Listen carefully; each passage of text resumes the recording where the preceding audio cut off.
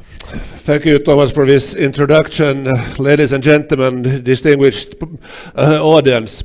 This virtual manipulation brief that was published in October last year is a direct continuation of a long-running, well-known robot trolling series of this COE. The creator of this project from the very beginning and the main author of this report, Dr. Rolf Fredheim, is unfortunately unable to attend today, and his co-author Marta Stolze, who sits in the first row, will deliver the next presentation. So we decided that I will present this report this time. First, some background. Since 2017, the COE has tracked Russian bots and trolls, how Russian bots and trolls manipulate the flow of information online. And this has been reported in this robot trolling series that has been published since 2017, quarterly or biannually. The focus in the robot trolling series has been on Russian language messages on Twitter and VKontakte about NATO, and focusing on the Baltic states and Poland. And the project has also included regular social media manipulation experiments. But an adjustment to the format of a series had become obvious and necessary already for some time ago. One reason is that bots are losing importance. Platforms have developed more sophisticated methods in detecting them. Now, during the war, we see more human activity, but behind also malign online action. And finally, the full-scale Russian invasion of Ukraine made it even more necessary to develop a robot trolling product and broaden its scope. So this new virtual manipulation brief expands the focus beyond the conversation about NATO and also looks on Russia, the Russian war on Ukraine in a broader sense. And it also looks beyond Twitter and VKontakte and studies other platforms that are used to disinform public. The key takeaways of the report are: from the beginning of the war to the end of September, we could first observe that automated activity has still increased on Twitter, but decreased on VKontakte. Second, social media consumption patterns in Russian language has changed significantly. In summary, you could say that Instagram is moving out and Telegram is moving in. The third observation is Twitter has targeted pro-Kremlin trolls and has been quite successful in de-amplifying pro-Kremlin content on its platform. Fourth, the report also looks closer at Russian language messaging about NATO on Twitter and VKontakte before and during the war.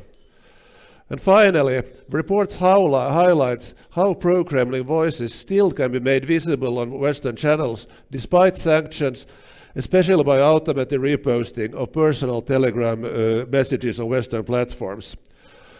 I will now look in a bit more detail on these findings. The robot trolling publication series has gathered a very large data set on automated posts on Twitter and VKontakte beginning in 2017. The observation this year is that automated posts on Twitter have slightly increased, but they have been decreasing on VKontakte. About 22% of all Russian language tweets about NATO in the Baltics and Poland came from automated accounts, but compared to only 9% in English language tweets. This increase in the Twitter automated posts on Twitter is, however, probably not increased by driven by an increased activity producing automated posts, but but by a drop in authentic interest from regular social media users. So here you have to look behind the figures.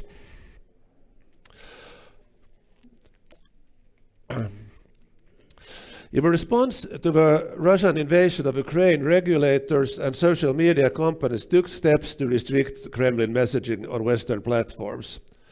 And at the same time, Russia restricted access to Facebook, Instagram and Twitter and declared Meta as a terrorist organization. And this has changed the social media usage in Russia. Since the beginning of the war, we noticed that the amount of Vkontakte and YouTube users don't show any significant change. But the Russian Telegram users have increased by 2/3. And almost 4 of 5 of Instagram and Facebook users in Russia have disappeared.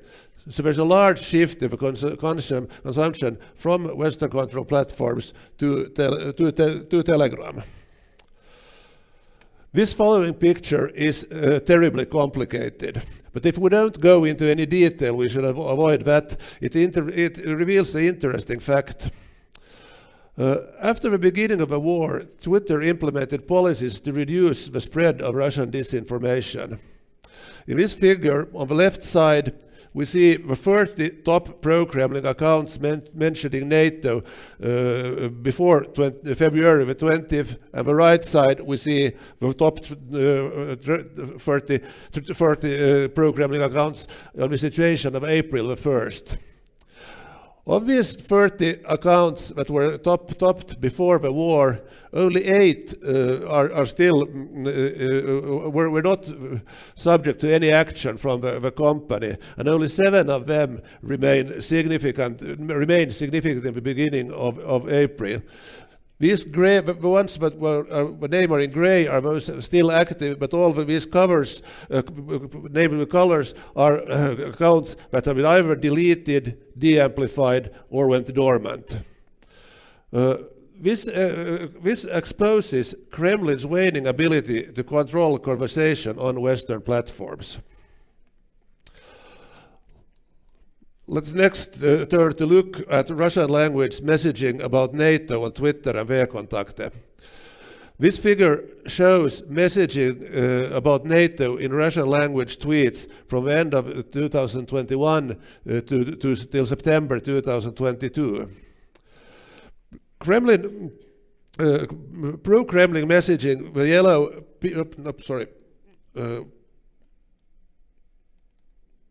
pro-Kremlin messaging peaked around the time of the invasion, but decreased considerably after that.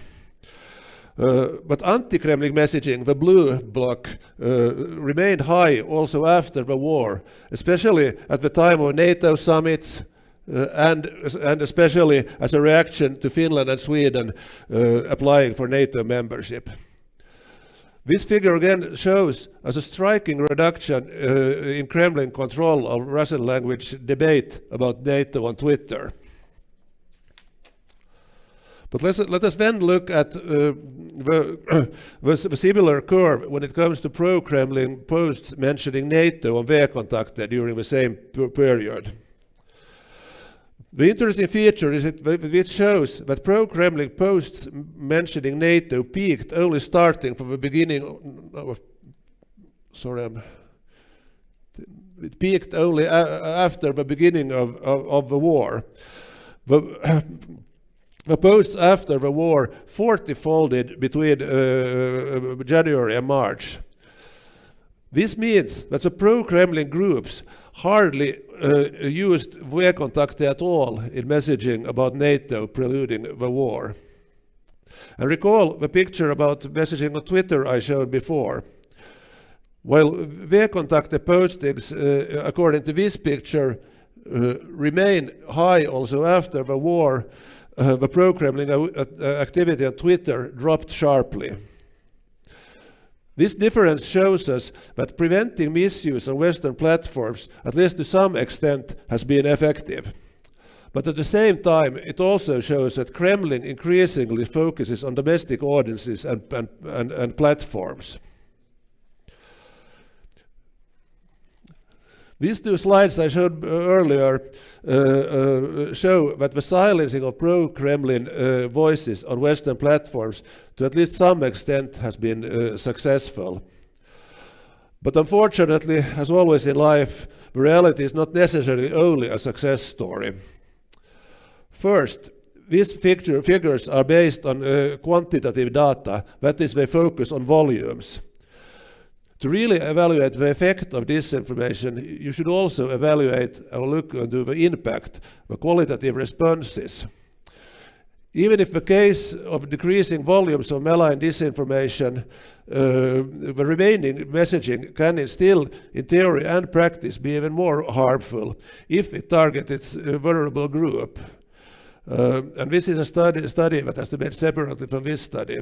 If you give a bit exaggerated example, if you have 100 disinformation posts that nobody reacts to, one post that makes somebody to blast off a bomb is more harmful. So you should not only look at the volumes when you do these studies, even if they give extremely important background information about the trends. The second reason why it's not only a success story that what's been happening is that the two major platforms, Telegram and YouTube, have avoided systematic blocking in both Europe and Russia. So even if YouTube effectively has hindered Russian state-controlled actors to operate on its platform, both YouTube and Telegram continue to be major contested online spaces. The third thing to worry is that the number of Telegram users in Russia have massively increased, and also subscriber growth in war-related channels in Russia have exploded. For instance, the pro-Kremlin Chechen leader Ramzan Kadyrov had 57,000 Telegram followers in February before the war. In only 1 week after the war, the number of his followers grew to 370,000 and further to 2.7 million in August. And since October, after this report was published, the Kadyrov followers have stabilized around about 3 million, and this figure seems to stay quite stable until this very day, or yesterday when we looked at it. Fourth, the final chapter in this report shows an illuminating example of how sanctions against pro-Kremlin propaganda can be busted. The well-known Kremlin propagandist Margarita Simonian, editor-in-chief of both TV network RT and the media group Mia Rosia Segonia, is naturally sanctioned by both Western actors and Western platforms. She is one of us who really should be. But in response to the sanctions, she, among many other pro-Kremlin journalists, have moved their personal postings to personal accounts on Telegram. And these posts from Telegram are automatically cross-posted to Western platforms and often go undetected for at least some time. In this virtual manipulation report brief is presented a good example of how Simonian sharing RT message on her Telegram account was then automatically reposted within minutes on her Vkontakte Facebook and Twitter account, and then thus made visible in the Western information space, regardless of the sanctions. Simonian very honestly declared soon after the war began, when Russian voices were removed from the Western information space, quote, "We are now operating as partisans, so no one understands it us. We don't post under our own branding. We open a channel on YouTube. It gains millions of viewers in 3 days, and after 3 days, their intelligence figures out its hours and close it. Then we open a new one." Quote end. So regardless of the many effective methods to reduce the reach of pro-Kremlin voices in the West, by using more and more sophisticated and sinister methods, they are still able to get their message through. To conclude and sum up, sanctions have indeed reduced pro-Kremlin messages' reach online in the West. So here is also a success in this story. Pro-Kremlin content on Vkontakte has considerably increased compared to Russian content on Twitter. And the main conclusion of this, that it again shows that Kremlin's prime focus is on its domestic audiences, even if they are still active in a Western information space. But finally, at the same time, Kremlin messages has not, however, totally disappeared from the Western platform. Despite good efforts to restrict it, the remaining messages can still be harmful. And as I said, that even if a very small piece of information still remains in the Western information space, but it has a more harmful and stronger impact than the last great volumes. So we should not lie back and think that this war either is won yet.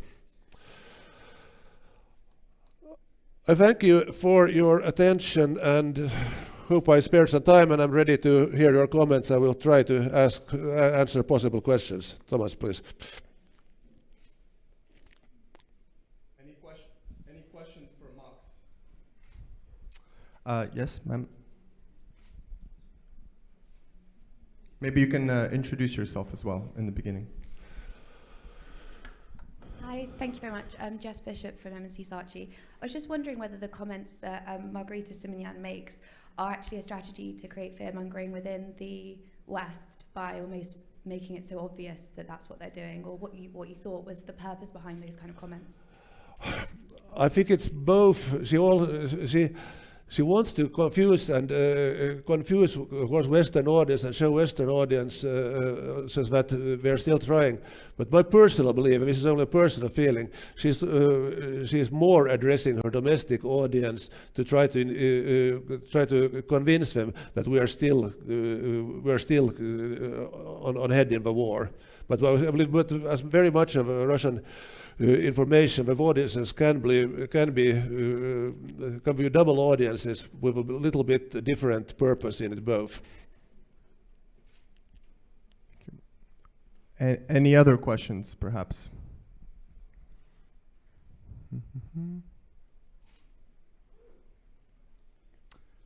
Okay, I guess that's it. Thank you, Max. Thank you for your attention.